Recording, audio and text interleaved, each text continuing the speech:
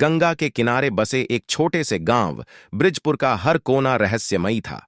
चारों ओर फैला घना जंगल और उसकी पथरीली पगडंडियां गांव को और भी डरावना बनाती थीं। गांव वालों के बीच एक किंवदंती प्रचलित थी। गांव के पास बने पुराने श्मशान में एक अघोरी आत्मा का वास है। यह आत्मा हर पूर्णिमा की रात को जागती है और अपनी अधूरी साधना के कारण बदला लेने के लिए तड़पती रहती है। लेकिन क्या यह महज एक कहानी थी, या सच में श्मशान में कुछ ऐसा था जो रात को वहां जाने की हिम्मत किसी में नहीं होती थी?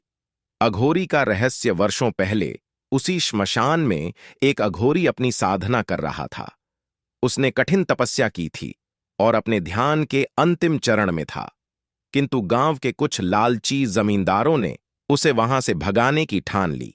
उन्होंने अघोरी को श्रापित और काला जादू करने वाला कहकर जनता को उकसाया। एक रात जब अघोरी अपनी साधना में लीन था, जमींदारों ने गांव के कुछ गुंडों के साथ मिलकर उसकी हत्या कर दी। मरते समय अघोरी ने श्राप दिया, मेरी आत्मा तब तक चैन नहीं लेगी जब तक मैं अपने अपमान और अधूरी साधना का बदला नहीं लूंगा। अघोरी के शव को गंगा में बहा दिया गया, लेकिन उसकी आत्मा वहीं श्मशान में कैद हो गई। पहला रहस्योद्घाटन सालों बाद गांव में अचानक अजीब घटनाएं होने लगीं।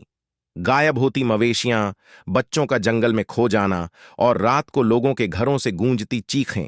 गांव का पुजारी पंडित विष्णुदेव ने एक दिन घोषणा की कि ये सब अघोरी की आत्मा का प्रकोप है। गांव वालों ने डर के कारण श्मशान जाना छोड़ दिया, लेकिन गांव का साहसी युवक अर्जुन इस डर को अंधविश्वास मानता था।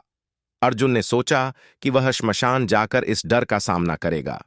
श्मशान की पहली रात अर्जुन ने अपने दोस्तों के साथ योजना बनाई और एक रात श्मशान पहुंचा। चारों ओर घना अंधेरा था। श्मशान में जलते चिताओं की राख हवा में घुली हुई थी। अचानक उन्हें वहां एक बूढ़े साधु की परछाई दिखी। कौन हो तुम? अर्जुन ने हिम्मत करके पूछा। बूढ़ा साधु अचानक हवा में गायब हो गया। तभी एक अजीब सी आवाज सुनाई दी, तुमने मुझे परेशान किया है, अब तुम सब मेरी शक्ति का अनुभव करोगे। उसके बाद वहां जोरदार तूफान उठा। अर्जुन के दोस्त डर कर भाग गए, लेकिन अर्जुन ने अघोरी के श्राप के पीछे की सच्चाई जानने का संकल्प लिया। गांव का गुप्त इतिहास। अर्जुन ने गांव के पुराने बुजुर्ग रामलाल से बात की। रामलाल ने बताया कि जमींदारों ने अघोरी के साथ क्या किया था। बेटा, अघोरी साधु बुरे नहीं थे। उन्होंने गांव की भलाई के लिए साधना की थी, लेकिन लालच ने जमींदारों को अघोरी के खिलाफ कर दिया। जब तक अघोरी का बदला पूरा नहीं होगा, उसकी आत्मा यहीं भटकेगी। अर्जुन ने निर्णय लिया कि वह इस मामले को सुलझाएगा। सच्चाई के करीब अर्जुन ने श्मशान में छुपे एक पुराने मंदिर का पता लगाया।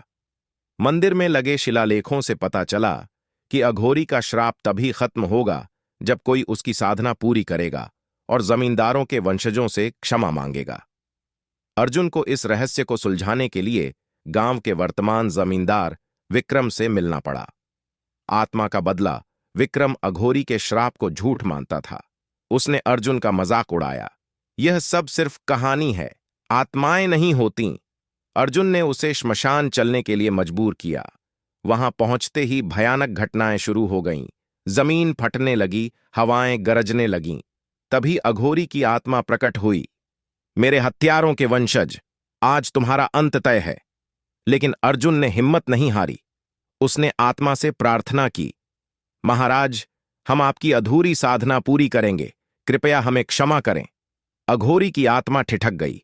उसने अर्जुन की सच्चाई को समझा और उसे अपने मिशन पर लगाया। अधूरी साधना की समाप्ति। अर्जुन ने पंडित विष्णुदेव के साथ मिलकर अघोरी की अधूरी साधना पूरी की।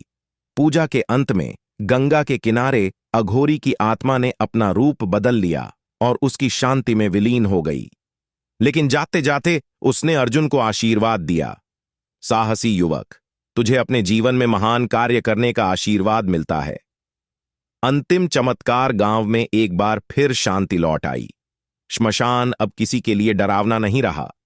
अर्जुन ने साबित कर दिया कि साहस और भलाई से बड़े बड़ा श्राप भी खत्म किया जा सकता है। अघोरी की आत्मा का बदला अब एक किंवदंती से एक सीख बन चुका था। इस कहानी ने यह सिखाया कि लालच और अंधविश्वास से बचकर सच्चाई और भलाई का रास्ता अपनाना चाहिए। कहानी के अंत में एक चमत्कार ने दर्शकों को एक संदेश दिया कि डर को सामना करना ही सबसे बड़ा समाधान है।